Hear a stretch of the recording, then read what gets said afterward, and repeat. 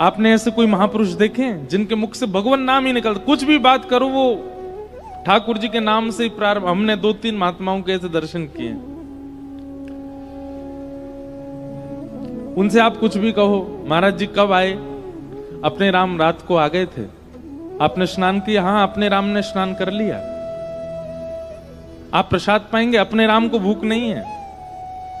अपने राम वहां जा रहे हैं, अपने राम राम कहकर के कई लोग बोलते हैं, भगवान नाम से ही उनका बात चलती है। एक हमारे और महाराज जी हैं, वो भगवान, हर बात पे भगवान कहेंगे। भगवान आ रहे हैं, भगवान हम जा रहे हैं, भगवान हम ये, भगवान। मुख पर एक नाम ठाकुर जी का विद्यमान हो। अब देखो, संसार में अगर आप ऐसे रहने लगे ना, तो हो सकता है कई जगह आपका उपहास हो, कई लोग आपकी हंसी उड़ाएं, पर एक बात याद रखिएगा, प्रेम में व्यक्ति को परवाह नहीं होती कि कौन क्या बोल रहा है। तो भक्ति में क्यों परवाह होती है? प्रेमी व्यक्ति को परवाह नहीं होती। उसकी माताजी समझाती है पिताजी, ए उस लड़की के चक्कर में मत रहे, ऐसा होगा, देख तो लोग क्या बोलेंगे तेरे बारे में। वो परवाह नहीं करता। प्रेम है तो प्रेम है। लड़की को समझाते हैं उस लड़का के चक्कर में मत रहो, ऐसा है वैसा है, ये करता है। उसको प्रेम होता है तो वो उसको परवाह नहीं होती लोग क्या कहेंगे।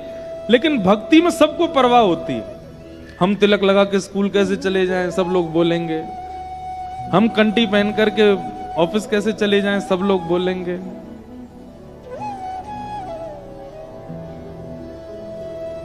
हम प्याज क्यों ना खाएं, हमारे दोस्त क्या बोलेंगे। हम पिए क्यों ना, वो लोग क्या सोचेंगे। परवाह आपको भक्ति में ही होती है, प्रेम में नहीं होती। जबकि जिस प्रेम में आपको परवाह नहीं हुई है, जिस प्यार में आपको परवाह नहीं हुई है, उस प्यार में कुछ दिन बाद आपका वो प्रेम घट जाता है उसी व्यक्ति से जिसके लिए आपको परवाह नहीं थी।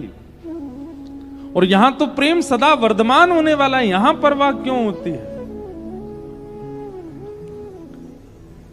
अगर एक बार भी आप कृष्णाश्रित हो चुके हैं, कृष्ण पथ पर चल चुके हैं, भक्ति पथ के अनुगामी हो चुके हैं, हमारी हाथ जोड़ के विनती है, परवाह मत कीजिएगा। फिर शिखा रखने में भाई लोगों को, तिलक लगाने में भाई लोगों को, कंठी पहनने में, धोती पहनने में, बगलबंदी पहनने में, चंदन लगाने में, रज लगाने में परवाह नहीं होनी चाहिए। सौभाग्य है हमारा।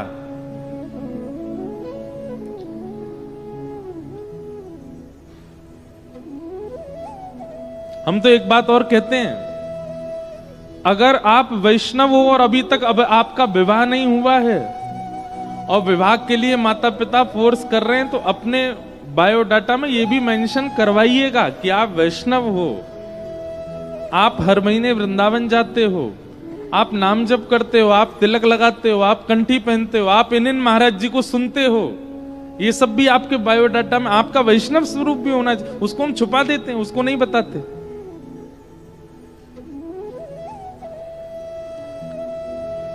कम से कम सामने वाला अगर व्यक्ति आपसे विवाह करना चाहता, उसको पहले से पता तो होगा कि आप इस व्यवहार में हो। अगर वो योग्य होगा तो ही विवाह करेगा। अगर उसको लगेगा कि मैं इसके संग निर्बंध नहीं कर सकता तो नहीं करेगा। ये तो मेंशन होना चाहिए आपके बायोडाटा में भी। आप कथा सुनते हो, आप तिलक लगाते हो, आप मांस मदिरा का सेवन नहीं करते हो, आप हर महीने वृंदावन जाते हो, ऐसे संकल्प होने चाहिए।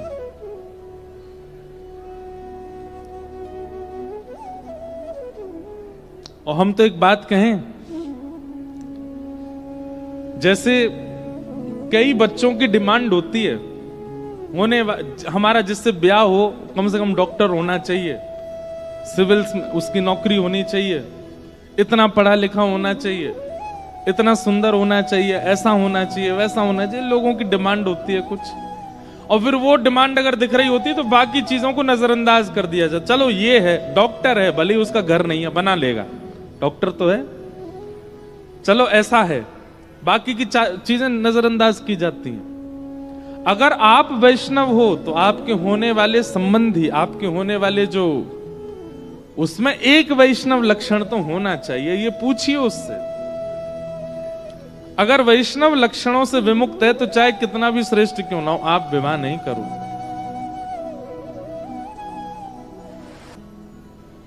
संबंध भी उसी से करना है जो कृष्ण प्रेमी हो। विलंब होगा, समय लगेगा, लेकिन कम से कम भक्ति भाव तो बना रहेगा। और इसके बाद भी ना मिले तो फिर वही हमने एक दिन कथा में बताया था ना, ठाकुर जी प्रतिकूल व्यक्ति तब देते हैं मानो उसके अधिकार का प्रेम भी ठाकुर जी चाहते हैं, इसलिए प्रतिकूल व्यक्ति दे देते हैं। पर फिर भी प्रयास करो वैष्णव ही हो। देखिए, वैष्णव से विवाह करने में, वैष्णव के संग करने में, और केवल विवाह की बात नहीं है, मित्रता भी वैष्णव से ही करो। आप कहोगे ढूंढने से नहीं मिलते महाराज जी, कॉलेज, यूनिवर्सिटी, स्कूल, ऑफिसेज में कोई वैष्णव है ही नहीं, तो किसी से मत करो, व्यवहार मात्र करो, नाटक करो मित्रता का।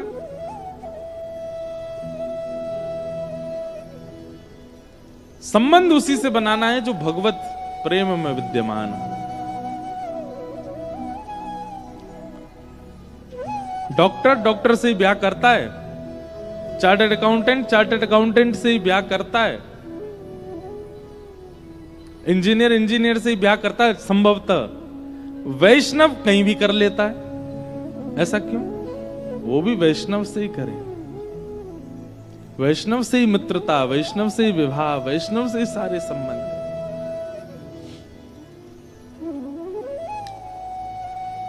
और हमको प्राप्त करना चाहते हो, आप अपना ऐसा प्रस्ताव रखो तो आपको वैष्णव होना पड़ेगा। अंगद जी महाराज की चरित्र आता है भक्तमाल जी में। उनका विवाह हो गया एक परम सुशीला, परम वैष्णव, परम भक्ता से। वो नित्य कथा सुनती थी, नित्य मंदिर जाती थी, नित्य भगवत सेवा करती थी, पर संभवतः अंगद जी जो थे वो बिल्कुल भक्त नहीं थे, भगवत भक्त नहीं थे, पत्नी भक्त पूरे थे, पत्नी के भक्त थे।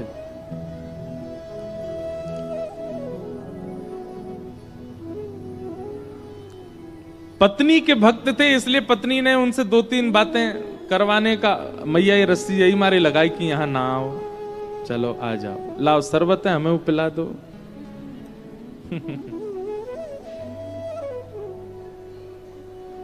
क्या चाय ले जा रही है कि शरबत है? चाय? श्रोता चाय पिएंगे, कथा सुनेंगे?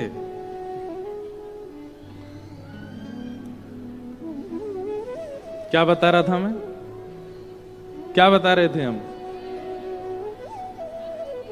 अंगद जी तो अंगद जी की पत्नी, उसने मन में विचार किया कि ये मेरे तो पूरे भक्त हैं, मेरी आज्ञा पूरी मानते हैं, तो अपनी आज्ञा से ही वो ले जाती थी। अच्छा, आप हमसे बहुत प्रेम करते हैं? बोले हाँ, चलो आज मंदिर चलो हमारे लिए। तो उनके लिए मंदिर जाते थे, उनके लिए संतों को प्रणाम करते थे, उनके लिए कथा में जाते थे। पर कथा में पत्नी तो कथा वक्ता को देख के कथा सुन रही होती थी, अंगद जी पत्नी को देखते रहते थे। पत्नी पूछती आज कथा में क्या सुना? बोले मैंने तो कुछ नहीं सुना, लेकिन तुम 5 बार मुस्कुराई थी वो मैंने देखा। व्यास जी ने कोई अच्छी बात बोली, तुम मुस्कुरा रही थी, मैं तुमको देख रहा था। बोली हाय राम कैसे हो, पूरे मुझे ही देखते रहते हो। एक बार की बात कि अंगद जी की पत्नी को लगा कि पति तो अब हमारे पूरे आधीन है, भली चलो खुद इतनी भक्ति नहीं करते, हमको रोकते तो नहीं है। पत्नी ने कुछ संत जनों की टोली से कहा कि आप घर घर संकीर्तन करते हैं, आज का संकीर्तन मेरे घर कीजिए। और घर में महाराज महात्माओं की जमात आ गई, सब संकीर्तन कथा करने लगे। तभी अंगद जी लौट करके आ गए। अंगद जी ने जब अपने ही आंगन में संत महात्माओं को कीर्तन करते हुए, कथा सुनाते हुए देखा, क्रोध आ गया। और क्रोध में भर के पत्नी से तो कुछ नहीं बोले, महात्माओं के चिमटा वगैरह उठा उठा के फेंकने लगे। बोले आप लोगों को पूरी दुनिया मिली हुई है, भजन संकीर्तन करना कहीं और आश्रम मठों में जाके करो, मेरा घर मिला था क्या, जाइए चलिए बाहर निकलिए यहां से। निकाल दिया। उसी समय उनकी पत्नी ने संकल्प ले लिया, बोले मैंने एक कुभाव व्यक्ति के साथ में विवाह किया जिसको ठाकुर जी से कोई संबंध नहीं, ठाकुर जी से कोई प्रयोजन नहीं, पर फिर भी इनका संग इसलिए किया क्योंकि मुझे कभी वैष्णवता में रोका नहीं इन्होंने। लेकिन आज जो इन्होंने किया वैष्णव अपराध, संत अपराध, वक्ताओं का अपराध, महात्माओं का अपराध, इसके बाद भी यदि मैंने इनका संग किया तो उचित नहीं होगा। लेकिन पतिव्रता नारी हूं, छोड़ तो सकती नहीं, क्या करूं। उन्होंने संकल्प ले लिया कि अब जब तक तन में प्राण है मैं अंगद जी की संग रहूंगी, इनको भोजन बना के पवाऊंगी, पतिव्रता नारी का पालन करूंगी, पर अपना मुख इनको नहीं दिखाऊंगी। घूंघट कर लिया। अंगद जी महाराज ने 2-3 बार टोका, आप अपना मुख क्यों नहीं दिखाती? बोले नहीं बस ऐसे। 1 दिन 2 दिन 5 दिन हफ्ता भर महीना बीत गया। अब तो अंगद जी बेचारे, वो तो दर्शन ही पत्नी का ही करते थे, रोने लगे। बोले क्या बात है, तुम मुख क्यों नहीं दिखाती हो? पत्नी ने कहा, बोले आपने कभी कथा नहीं सुनी, कभी मंदिर नहीं गए, मेरे कहने से गए, बात ठीक है, पर आपने संतों का अपमान कर दिया, भगवत भजन करने वाले वैष्णवों का अपमान किया। वैष्णव अपमान करने वाला मेरा पति है, इसलिए त्याग तो नहीं करूंगी, पर हां मुख नहीं दिखाऊंगी जब तक प्राण है। अंगद जी इतने व्याकुल हो गए, व्याकुल हृदय से बेचारे अब घर आते हैं, लेकिन उनका मन नहीं लगता। महीने बीत गए पत्नी को देखे बगैर। इतने व्याकुल एक दिन कहीं जा रहे थे तो रास्ते में कहीं कथा चल रही थी। पहले तो मन में अंगद जी के आया, ये कथा नहीं सब हमारा बर्बाद कर दिया घर में, ये कथा महात्मा संत वैष्णव इन्होंने ही सब आकर के समाप्त कर दिया है। लेकिन आज पहली बार अंगद जी के मन में आया, एक बार जाके सुनूं तो सही, ऐसा क्या बोलते हैं कथा में जिससे मेरी पत्नी ने कथा के चक्कर में, ठाकुर जी के चक्कर में मुझे त्याग दिया। कथा में जाकर के जैसे ही बैठे, थोड़ी देर सुनते सुनते सुनते आज महीनों बाद अंगद जी के मुखमंडल पर मुस्कान आई, नेत्रों से आंसू गिरने लगे। थोड़ी देर बाद ही अंगद जी देखा सब उठ गए। अंगद जी ने पूछा, भाई आप सब लोग उठ क्यों गए? बोले कथा विश्राम हो गई, 4 घंटे होती हो गई बस पूरी। अंगद जी बोले अब कब होगी? बोले अब कल होगी, इतने बजे से होगी। अंगद जी घर गए, लेकिन आज भूख प्यास नहीं लगी, नींद नहीं आई, रात भर प्रतीक्षा कर रहे हैं कब समय आवे, कब मैं फिर से कथा सुनने जाऊं। ऐसी ललक लगी कथा सुनने की। अब तो अंगद जी महाराज पहले पत्नी नहीं दिखती है इस गम में बड़े व्याकुल थे, पर अब बहुत प्रसन्न रहते हैं। क्यों? अब उनको कथा सुनने को मिलती है। एक दिन नगर में कथा चल रही थी और व्यास जी ने कोई कीर्तन गाया। कीर्तन सुनकर के अंगद जी भाव विह्वल होके खड़े हो गए, नेत्रों से आंसू गिरने लगे, भुजा उठा करके नृत्य करने लगे। उनका नृत्य ऐसा था कि सब उनको देखने लगे। तभी सबसे आगे बैठी थी पत्नी उनकी। किसी ने कहा, अरे देखो ये वैष्णव कितना अच्छा नृत्य कर रहा है। अंगद जी की पत्नी ने पीछे मुड़ करके जब देखा, तो अंगद जी को नाचते हुए जब देखा, बोली ये तो मेरे पतिदेव हैं, ये कथा में। अच्छा केवल नृत्य होता तो ये भी पता चलता आडंबर, पर नेत्रों से आंसू गिर रहे हैं और अविरल अश्रुधार गिर रही है, मुखमंडल लाल पड़ चुका है, कृष्ण विरह व्याप्त चित्त में। उससे प्रतीत हो रहा था कि एक दिन की कथा का असर नहीं है, ये तो लगता है महीनों से मुझे पता नहीं है ये कथा ही सुनने हैं। आज उनकी पत्नी बड़ी प्रसन्न हो गई। जैसे ही अंगद जी लौट करके आए, उनकी पत्नी ने घूंघट ऊपर कर लिया। अंगद जी महाराज आते ही बोले, देवी घूंघट कर लो, मैं आ गया हूं। बोले नहीं नहीं, अब घूंघट की आवश्यकता नहीं है। पति जब कृष्ण विमुख हो गया था, पति जब वैष्णव विमुख हो गया था, तो उससे मुख छुपाना था, पर अब वो जब सन्मुख हो गया तो उससे मुख, आप भी वैष्णव हो गए हो, आपसे मुख कैसे क्यों छुपाऊं? लीजिए देख लीजिए, 6 महीना हो गए आपने देखा नहीं मेरा मुख, देख लीजिए। अंगद जी ने नेत्र भर के देखा। पत्नी बोली, अब आप प्रसन्न हैं? अंगद जी बोले, सही बताऊं? बोले हाँ। पहले तुम्हारा मुख रूप देखने में जो सुख मिलता था ना, अब वो इच्छा नहीं हो रही है मेरी।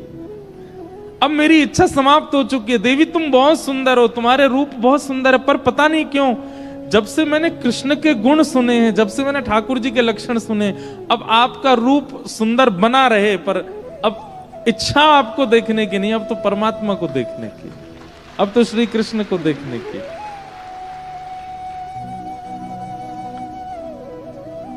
अंगद जी की पत्नी, उन्होंने ऐसा संकल्प लिया कि जिसके कारण उनके पति भगवत युक्त हो गए। हम इतने कठोर कदम उठा सकते हैं भक्ति भाव में? नहीं उठा पाएंगे।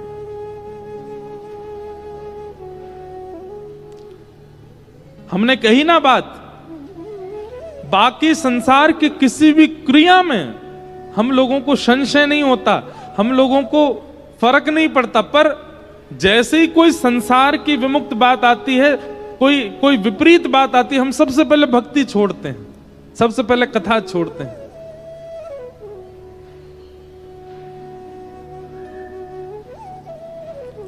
अभी सागर में हमारी कथा थी, वहां एक वैष्णव बालिका आई कथा में। तो कथा के बाद जब सुबह मिलने के लिए आई, तो अब रूप से पता चल जाता है कि कुछ क्रम चल रहा था विवाह का उनके घर। तो आकर के बोली, महाराज जी मेरा विवाह है परसों, हमको निकलने नहीं दिया जाता बाहर, पर हमें पता चली कि कथा होने वाली है सागर में। हम घर वालों से लड़ लिए कि नहीं जाएंगे, महाराज जी आ रहे हैं, कथा हो रही है, इसमें तो जाना है। लोगों ने बहुत रोका टोका, बातें भी बनाई रिश्तेदारों ने, पर हमको कोई फर्क नहीं पड़ा कि ठाकुर जी आए, गिरधर लाल जी आए हैं, तो दर्शन तो करना है।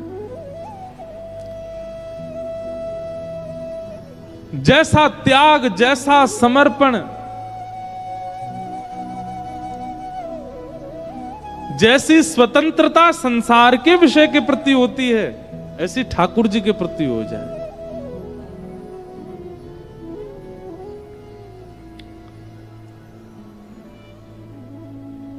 श्री सुखदेव जी महाराज का आगमन हुआ।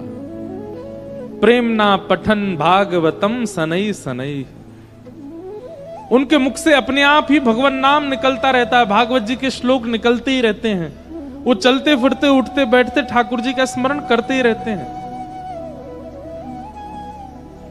देखिए एक बात हम आपसे कहें, हो सकता है कई लोगों को हमारी बात अनुचित लगे, पर हम एक बात आपसे निवेदन करना चाहते हैं। कई लोगों को हमने देखा है, कई महापुरुषों को भी हमने देखा है, वो चलते फिरते ये जपते रहेंगे, हाथ में लिए घूमते रहेंगे। छोटी छोटी मनका वाली भी होती है, उसको ऐसे लिए घूमते रहेंगे। जैसी चाय आ जाएगी सो पकड़ के चाय भी पी लेकर हाथ धोके फिर जपते रहेंगे। ये दिखाना नहीं है। 24 घंटे हाथ में माला। हमारे पूज्य पिताजी महाराज कहते हैं, ठाकुर जी उस दिन मिल जाएंगे जिस दिन माला जपते जपते जपते माला छूट जाए, नाम ना छूटे। ये साधन है। साधन 24 घंटे नहीं रहना है हाथ में,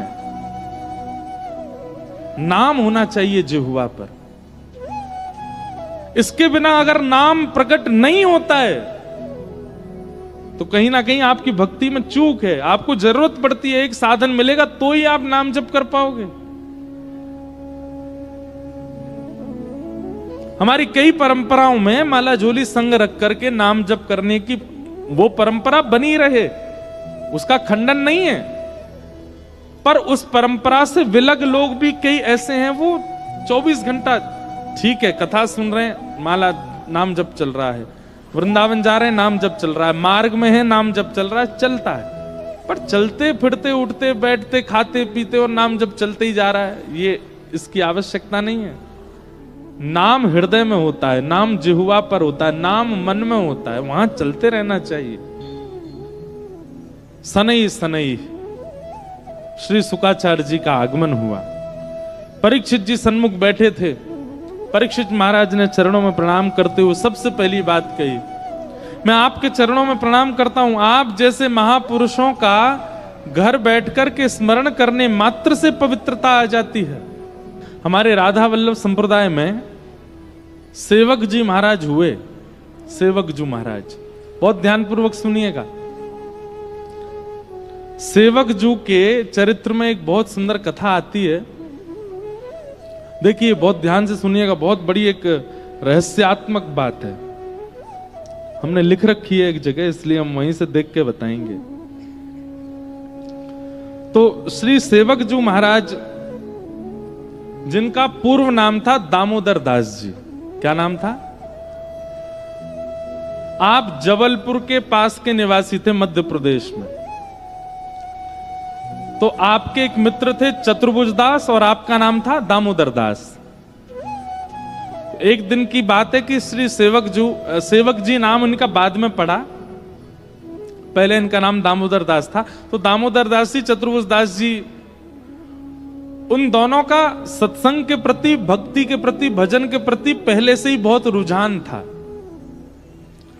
तो कभी भी नगर में कोई संत आते थे, महापुरुषों की टोली आती थी, तो ये दोनों जरूर जाते थे और जाकर के उनके मध्य बैठ करके कुछ चर्चा सुनते थे, उनकी सेवा करते थे। एक बार वृंदावन के कुछ संतों की टोली आई और ये दोनों जाकर के चुपचाप बैठ गए, उनकी सबकी चर्चा सुनने लगे। तभी उन महापुरुषों ने ऐसे निकुंज रस का भाव कहा। निकुंज रस किसको कहते हैं?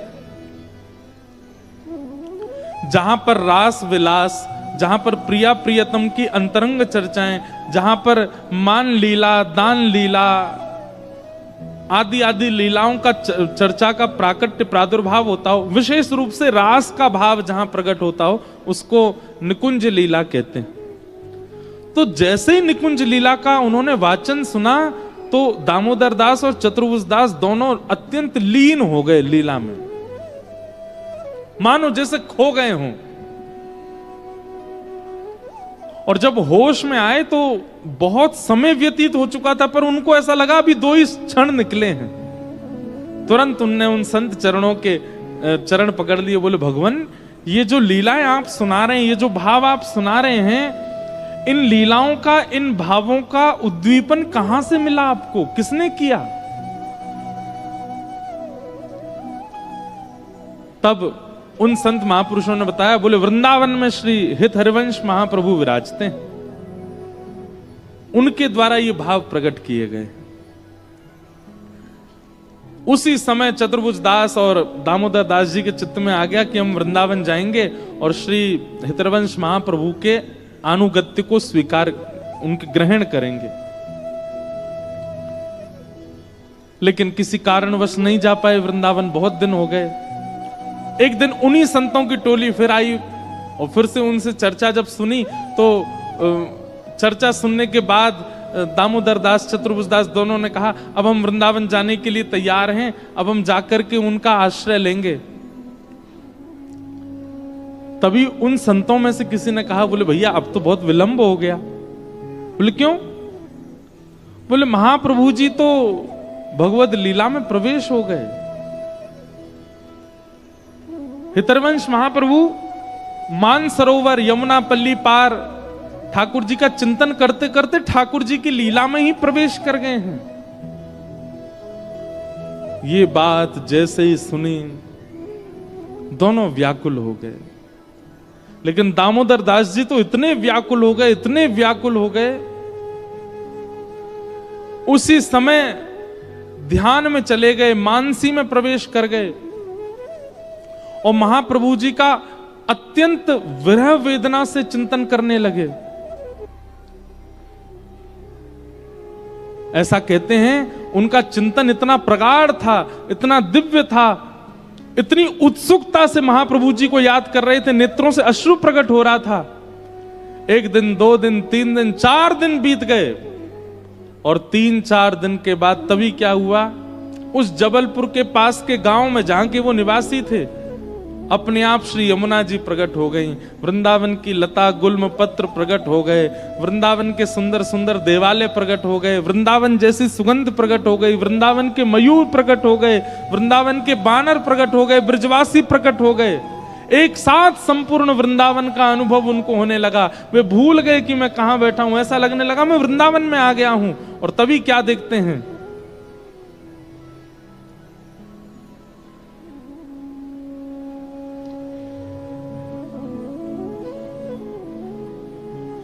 बिस्कुट आए हैं, चाय भी आ गई, बिस्कुट भी आ गए।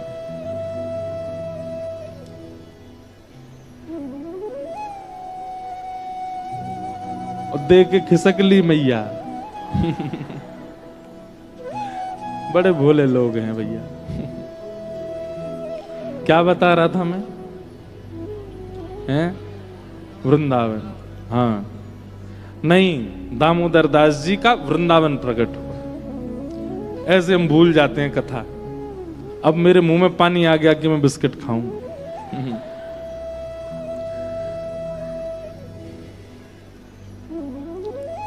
सब कुछ वहीं प्रकट हो गया। और तभी ऐसा पहले भी कई महापुरुषों के साथ हो चुका है और आज भी हुआ है। मैंने एक आधों के दर्शन किए हैं जिनके गुरु शरीर से नहीं है, लेकिन फिर भी उन्हीं गुरु से उनको दीक्षा प्राप्त हुई। हितरवंश महाप्रभु प्रकट हो गए, प्रकट होकर कहने लगे, अरे क्यों रोते हो, क्यों इतने व्याकुल हो रहे हो, क्यों इतने विरह भाव में? बोले, आप मुझे बिना अपना अनुगत्य दिए अपनी लीला में प्रवेश नहीं हो सकते।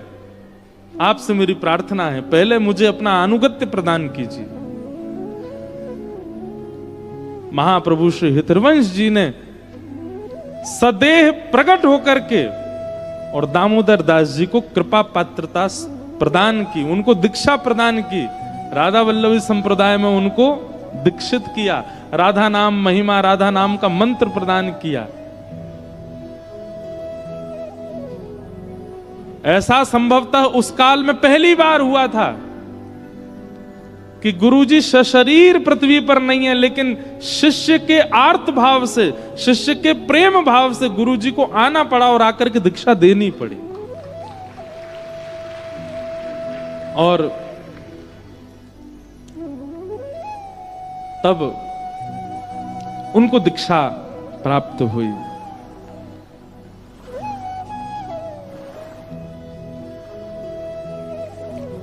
तब उन्होंने महाप्रभु जी के वर्णन में सेवक वाणी का संकलन किया। हमारे राधा वल्लभी संप्रदाय में हित चतुराशी जी, 84 जी और सेवक वाणी, इन दो का पाठ होता है।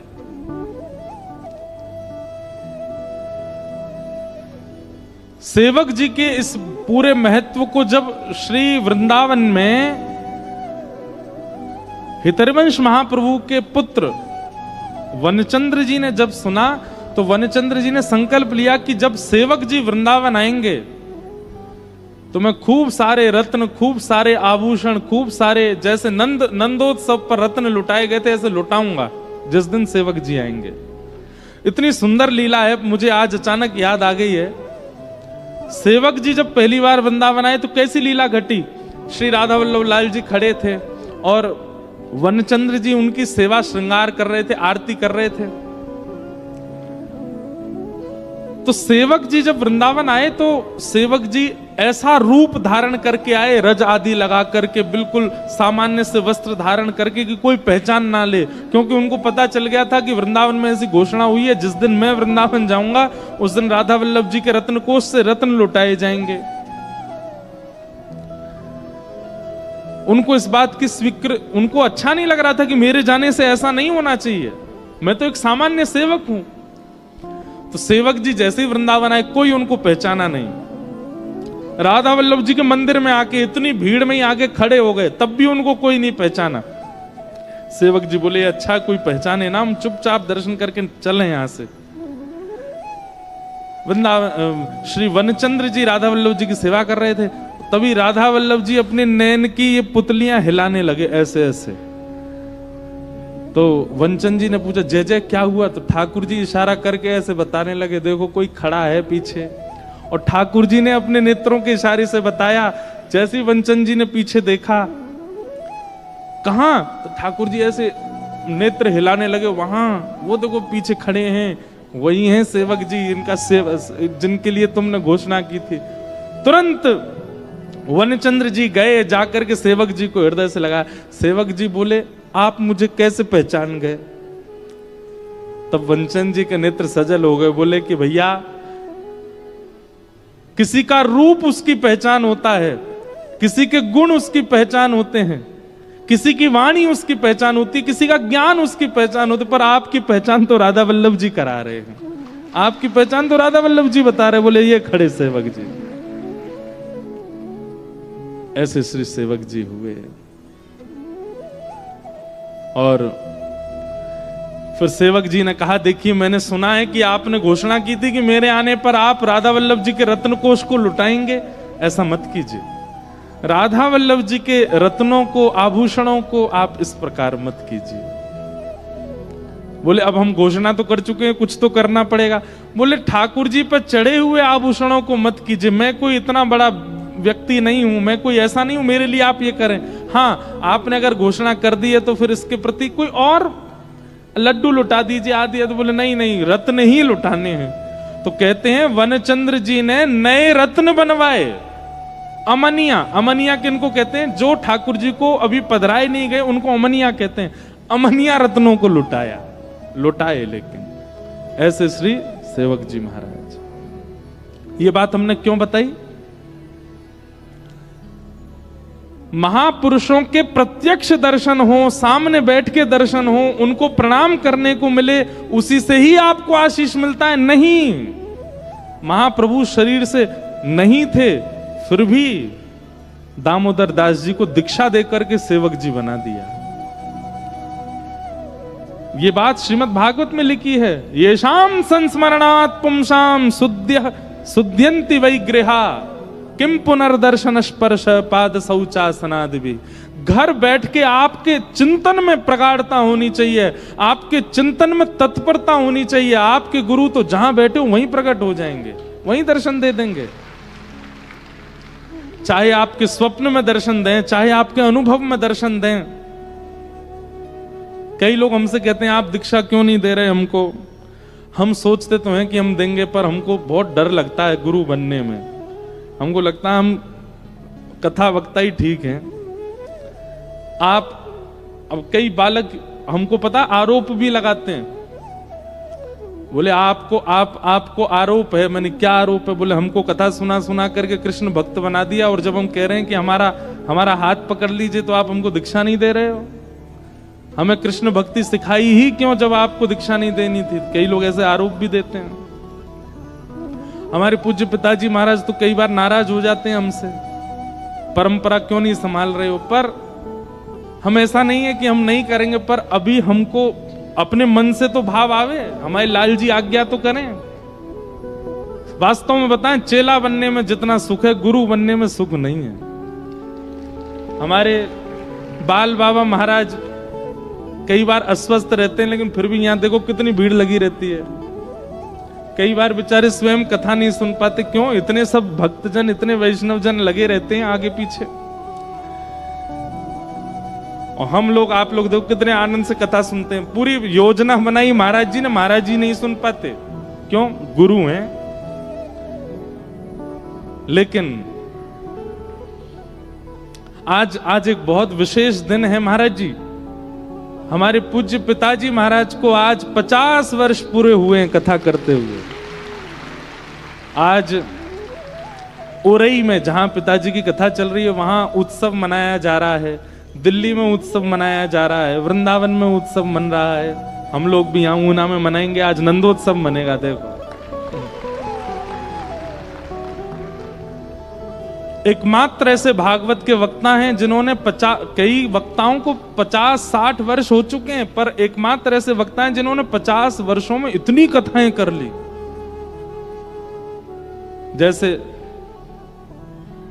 किसी से नाप तोल नहीं है, लेकिन जैसे हमारे क्रिकेट में सचिन तेंदुलकर के रन इतने ज्यादा हैं कि कोई पकड़ ही नहीं सकता, ऐसे ही कथा वक्ताओं में भागवत में हमारे पूज्य पिताजी की इतनी कथाएं हो गई हैं कि एक जन्म में तो वो संभव नहीं इतनी करना जितनी उनकी कथाएं हो चुकी हैं। तो आज इस प्रांगण को भी कई बार पिताजी की वाणी का लाभ मिला है। और हमें पिताजी महाराज बताते हैं कि उन्होंने उस वाले पीछे वाले प्रांगण में भी कथा की है, वहां भी कथा की, यहां भी की, बहुत वर्षों से। और हम पिताजी महाराज की आज्ञा से ही कथा करने आते हैं ऊना में। हमारे महाराज जी से बहुत स्नेह है पूज्य पिताजी का। आज उनके 50 वर्ष बहुत होते हैं, या कई लोगों की तो उम्र नहीं है, हमारी खुद की अभी कितनी कम उम्र है। सोच करके हमको लगता है कि हमको 9 वर्ष हुए अभी कथा करते हुए, पिताजी को 50 वर्ष हो गए। लोग कई बार जन्म लेने के बाद जी नहीं पाते 50 साल तक, वो कथा करते करते 50 साल निकल गए।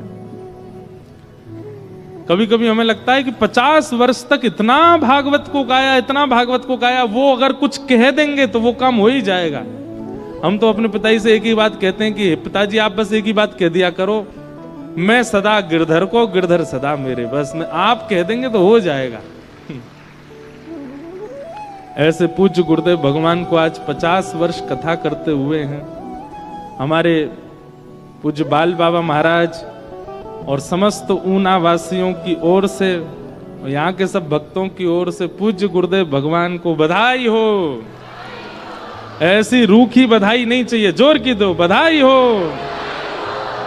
बधाई हो, बधाई हो। तो आपके निष्ठा में, आपके संकल्प में, आपके चिंतन में प्रगाढ़ता हो तो गुरु चाहे कहीं हो प्रकट हो जाएंगे सामने, चिंतन में प्रकट हो जाएंगे, स्वप्न में प्रकट हो जाएंगे। ये शाम संस्मरणात् पुंसा।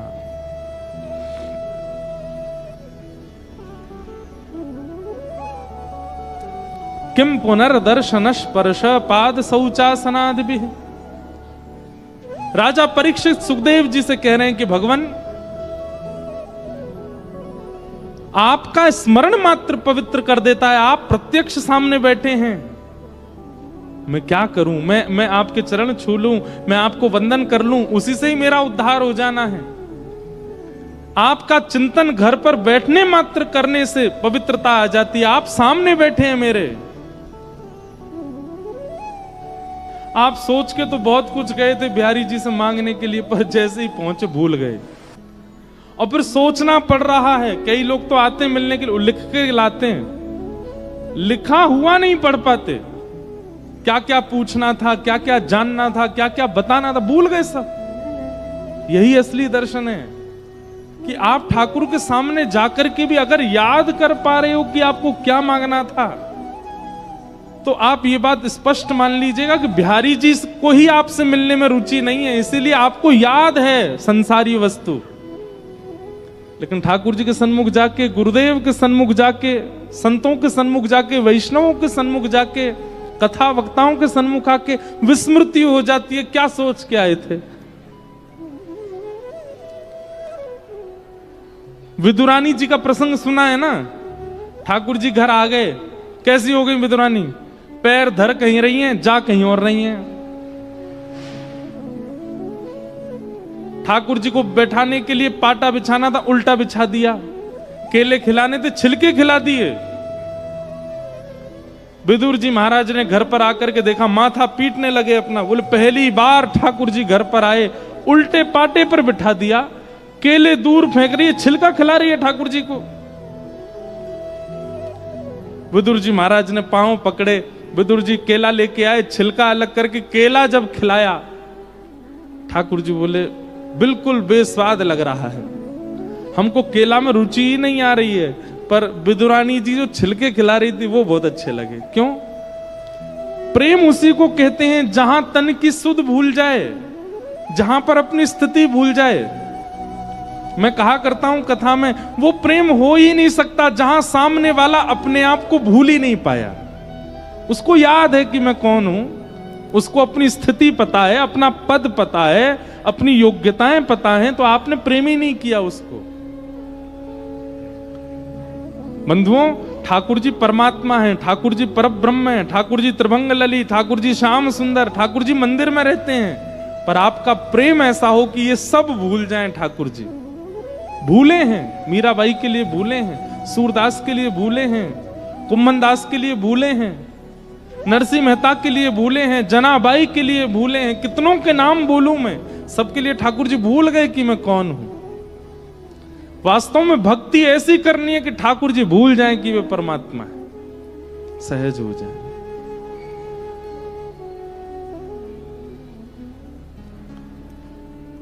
जिन गुरु के सामने जाके, जिन संतों के सन्मुख जाके, जब ठाकुर जी के सन्मुख जाके भी आपको याद है कि आपको क्या कहना है, तो आप शायद उनको रुचि नहीं है आपसे मिलने में, इसलिए आपको याद है। उनको भी रुचि होगी तो आप भूल जाओगे। विस्मृति। एक भाई मुझसे मिलने पता नहीं कहां से आया, विदेश में, ऑस्ट्रेलिया में एक जगह तस्मानिया, वहां से दौड़ता भागता आया। उसको 2 ही दिन का अवसर मिला, आने जाने में इतना समय लग गया। ऋषिकेश आया मिलने, वहां कथा थी, और आकर के मिला, रोए सो रोए खूब। मैंने हृदय से भी लगाया, हाथ भी पकड़े, सब काम किए। वापस चला गया, वहां जाकर के और रोया। उसके घर वालों ने संपर्क किया, बोले इसके प्राण चले जाएंगे, बात करा दो एक बार। मैंने कहा क्या हो गया? बोले मैं पूरी तैयारी करके आया था कि आपके साथ फोटो तो ले ही लूंगा, वो तो लेके ही नहीं गया। मैं इतनी दूर आकर के भी एक चित्र तक नहीं है मेरा। मैंने कहा कोई बात नहीं, मैं आऊंगा, वहीं आऊंगा तब मिल लूंगा। तो ये विस्मृति होना, ये प्रेम का द्योतक है। जहां याद रह जाता है कि क्या चर्चा करनी थी, क्या करना था, कैसे करना था, प्रेम नहीं।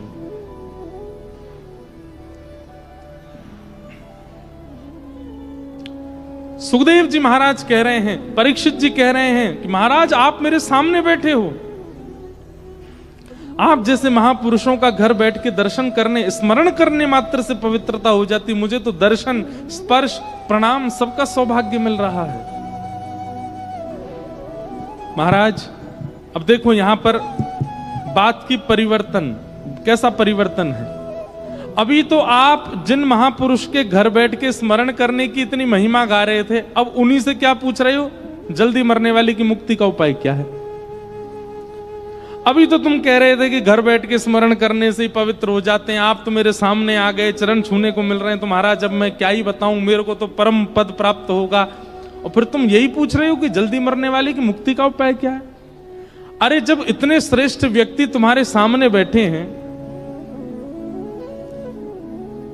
तुम उनसे कैसे कह सकते हो कि जल्दी मरने वाली की मुक्ति का उपाय क्या है? ये तो वही हो गया कि नदी में गए स्नान करने के लिए, वहां भी लोटा से नहा रहे हो। अरे जब नदी सामने, सीधे उतर जाओ, डुबकी लगाओ। समुद्र में जाके बाल्टी में पानी भर के ला रहे हो, फिर नहा रहे हो। अरे जब सामने समुद्र है, सामने नदी है, तो सीधे गोते लगाओ।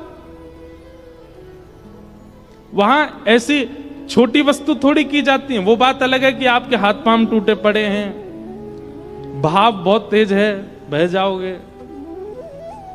लेकिन नदी सामने हो तो सशरीर प्रवेश करना चाहिए। वहां लोटा से थोड़ी नहाते हैं।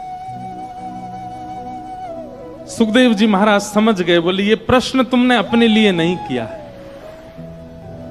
राजन, तुमने ये प्रश्न अपने लिए नहीं किया है, क्योंकि तुम तो जानते हो कि महत्पुरुषों के बीच में बैठ करके मुक्ति हो गई, फिर मुक्ति क्यों पूछना? इतने सारे महत्पुरुष तुम्हारे चारों ओर बैठे हैं, तुम कुछ नहीं भी करोगे, केवल बैठे रहोगे तो तुम्हारी मुक्ति संभव है। ये बात तुम जानते हो, लेकिन फिर भी तुम पूछ रहे हो जल्दी मरने वाले की मुक्ति का उपाय क्या? इसका मतलब है ये प्रश्न तुम अपने लिए नहीं कर रहे हो। कृतो लोक हितम नृप, सब प्राणी मात्र के हित के लिए कर रहे हो। देखिए सदगुरु से, गुरुजनों से वैसे तो कोई संशय होता नहीं है, उनकी उपस्थिति मात्र से सारे संशय दूर हो जाते हैं। पर फिर भी संशय यदि प्रकट करना हो तो एक बात याद रखिएगा, हमारी बहुत ध्यान से सुनिए। कभी भी विद्वत जनों से, संत जनों से अपने निज स्वार्थ का प्रश्न मत कीजिए जिससे आपका कल्याण होता हो। नहीं, कभी अवसर मिल जाए ऐसे महत् पुरुषों से प्रश्न करने का, तो प्रश्न ऐसा कीजिए जिससे अनेकों का कल्याण हो रहा हो। ऐसा प्रश्न विचार कीजिए। जिस संकट में अनेक लोग पड़े हैं, उस संकट की निवृत्ति का प्रश्न पूछिए।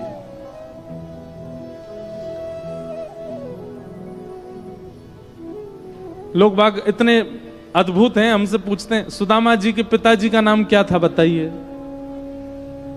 राम जी की दादी जी कौन थी, इससे क्या होना है? कोई बता देगा तो वो विद्वान है, भैया हमें नहीं पता इतना। ऐसे प्रश्नों का कोई दायित्व नहीं है, कोई लाभ नहीं है। ऐसा प्रश्न करो पूछने वाला, बताने वाला और सुनने वाले तीनों का कल्याण हो रहा हो। राजा परीक्षित ने वही प्रश्न किया। राजा परीक्षित को पता है मेरी मुक्ति तो सफल हो जाएगी, पर मैं ऐसा प्रश्न कर जाऊं कि मेरे बाद भविष्य में यदि कोई ऐसी स्थिति में पड़ जाए तो वह भी मुक्ति का कामी हो, उसको भी मुक्ति प्राप्त हो।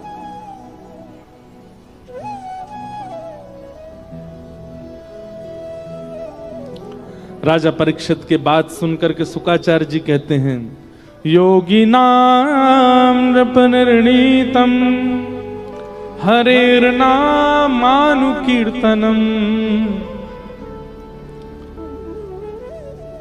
मुक्ति उपाय का सर्वश्रेष्ठ साधन क्या है? बहुत ध्यान से सुनिएगा। अपने अंतिम काल में, अपने अंतिम समय में भगवत नाम का उच्चारण कर देना। अंतिम श्वास जब निकल रही हो, उस अंतिम श्वास में हरे कृष्ण कृष्ण कृष्ण हरे हरे, हरे राम राम राम हरे हरे, और बस तुरंत प्राण निकल जाएं, मुक्ति निश्चित है।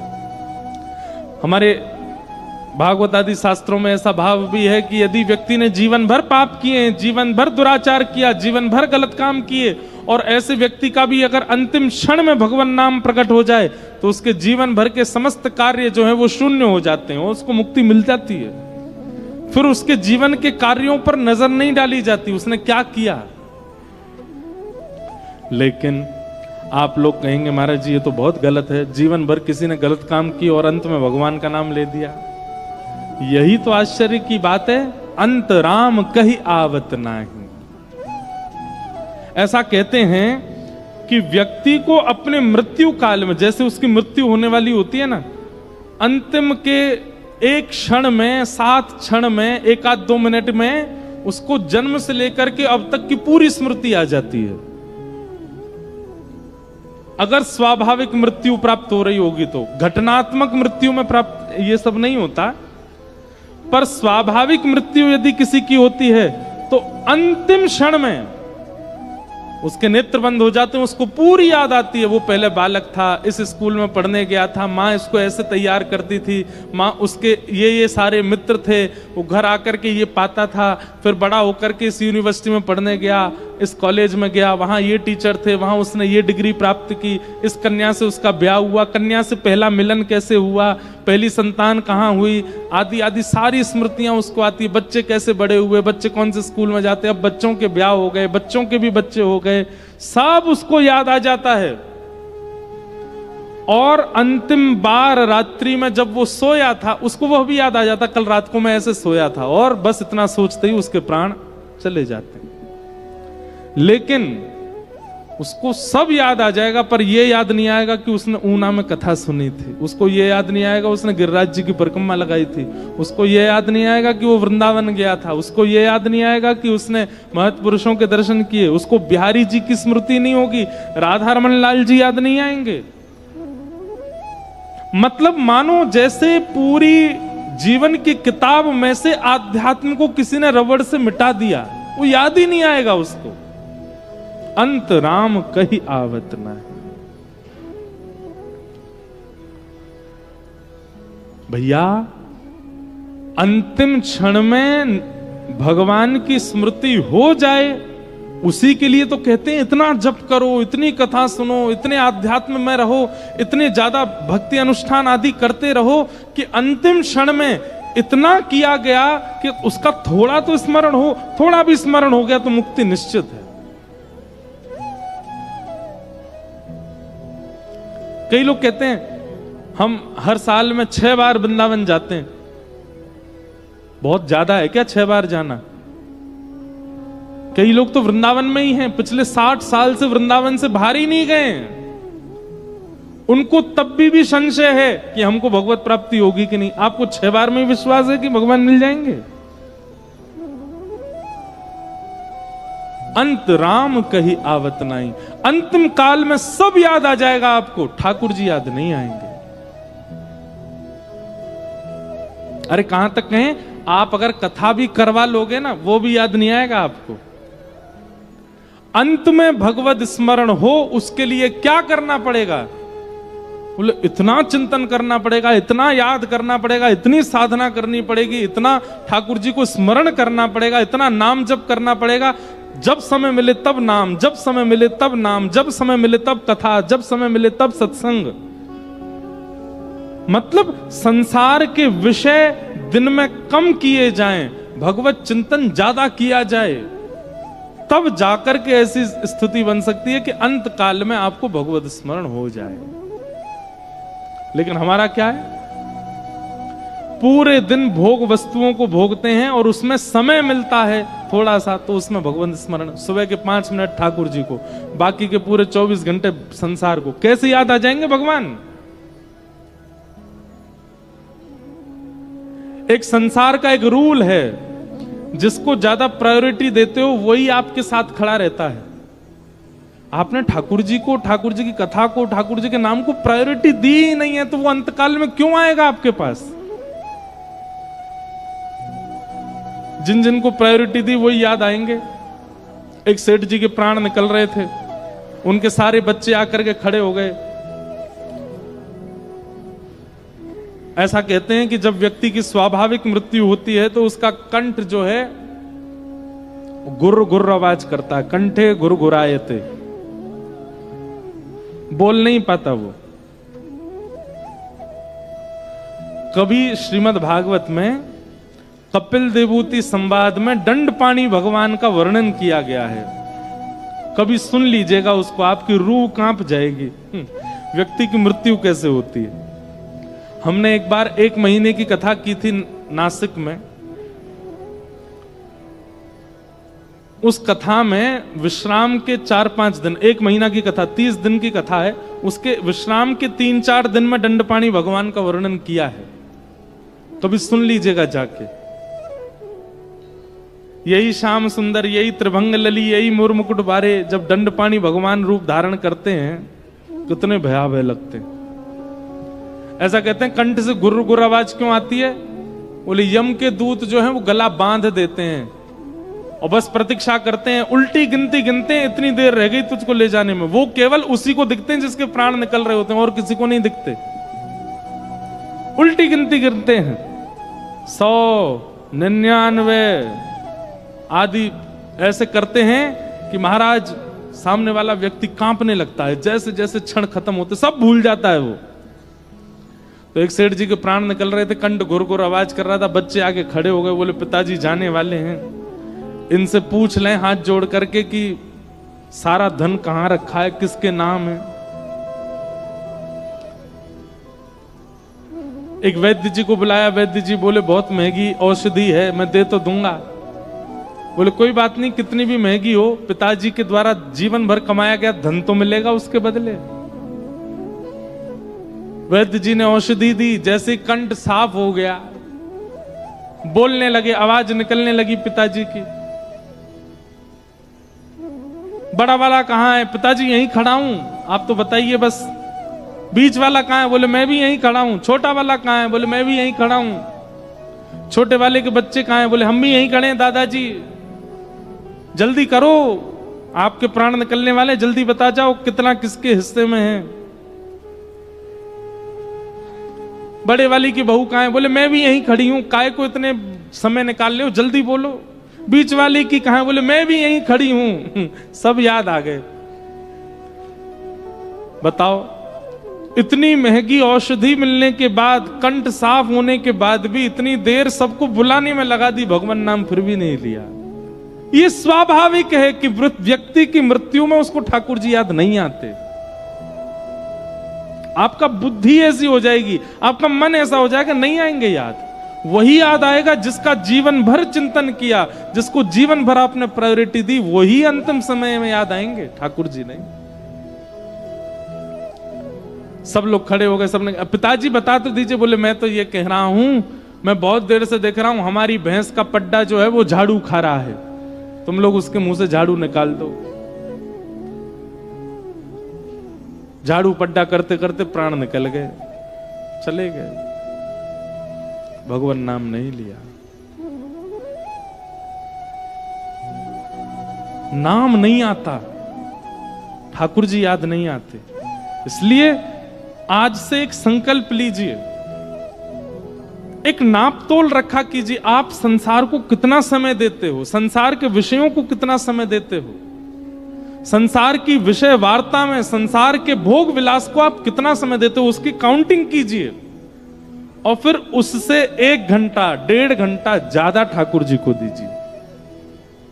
तब जाकर के आपकी ऐसी स्थिति बनेगी कि आपके अंत काल में ठाकुर जी आपको याद आ जाएं, नहीं तो नहीं आएंगे। अंत राम कही आवत नाही, जन्म जन्म मुनि जतन कराई।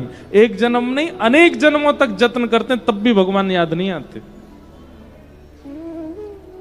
अच्छा, बराह पुराण में तो एक बहुत सुंदर बात लिखी है। वहां तो ऐसा कहते हैं कि जो व्यक्ति जीवन भर ठाकुर जी को याद करता है, उसके अंत काल में वो ठाकुर जी को याद नहीं करता, ठाकुर जी उसको याद करते, ठाकुर जी उसकी स्मृति करते। मेरा सुमिरन हरि करें, मैं पावा विश्राम।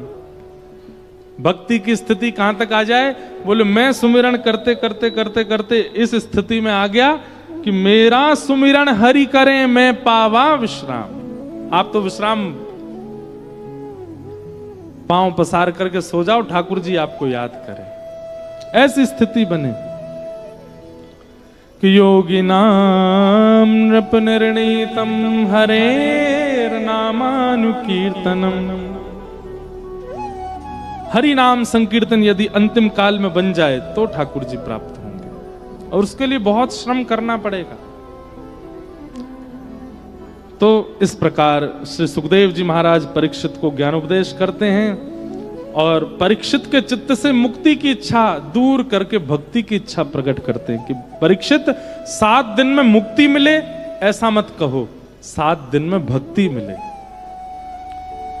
मुक्ति से तो मरने के बाद भगवान के पास जाया जाता है, पर भक्ति से तो ठाकुर जी को ही पृथ्वी पर आके दर्शन देने पड़ते हैं। तुम भक्ति की कामना करो, और इसी कामना में अब आगे कथा सुनाई जा रही है। प्रसंग बहुत सारे हैं, सबको हम वंदन कर देते हैं। सृष्टि प्रसंग सुनाया गया, पृथ्वी की रचना आदि के सब क्रम सुनाए गए, चतुश्लोकी भागवत सुनाई गई, उद्धव विदुर संवाद कहा गया।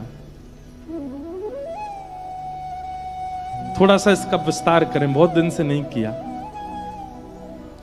भगवान शांति दूत बनकर के आए थे पांडवों के पास, कौरवों के पास, और भगवान ने आकर के एक प्रस्ताव किया कि भाई देखो, युद्ध नहीं करना पड़ेगा, 5 पांडवों को 5 गांव दे दीजिए भारत में। दुर्योधन युद्ध मत करो, केवल 5 पांडव हैं, उनको छोटे छोटे 5 गांव दे दो, वहीं रह लेंगे, अपना गुजर बसर कर लेंगे। वैसे देखा जाए तो पांडवों का पूरे भारत पर अधिकार है, क्योंकि इनके पिता पांडु ही राजा थे। अस्वस्थ होने के कारण उन्होंने धृतराष्ट्र को राज्य गद्दी दी थी, और ये कह करके गए थे कि मेरे पुत्र योग्य हो जाएं तो उनको राजा बना देना। लेकिन धृतराष्ट्र ने पुत्र मोह में आकर के अपने पुत्रों को ही राज्य गद्दी देने का आश्वासन कर दिया। लेकिन कोई बात नहीं, तुम लोग फिर भी राज्य गद्दी पर बैठे हो, बैठ जाओ, लेकिन पांडवों को 5 गांव दे दो उनके अधिकार के, युद्ध मत करो। दुर्योधन बोला, हे श्री कृष्ण, शरीर में यदि 5 घाव हो जाएं और उनकी चिकित्सा ना की जाए तो 5 क्या, 1 घाव भी पूरे शरीर को नष्ट करने की संभावना रखता है। आज हमने 5 गांव दे दिए तो कल पूरा भारत एक छत्र सम्राट पांडवों का होगा। इसलिए सुचक्र न दास्यामी बिना युद्धे न केशव, सुई के नोक के बराबर जमीन भी बिना युद्ध के नहीं दूंगा। अगर पांडवों को चाहिए तो पूरा राज्य ले जाएं, ये छोटे मोटे गांव नहीं दूंगा मैं, लेकिन युद्ध करके। जब भगवान की बात दुर्योधन ने नहीं मानी तो विदुर जी को इस बात से बहुत पीड़ा हुई।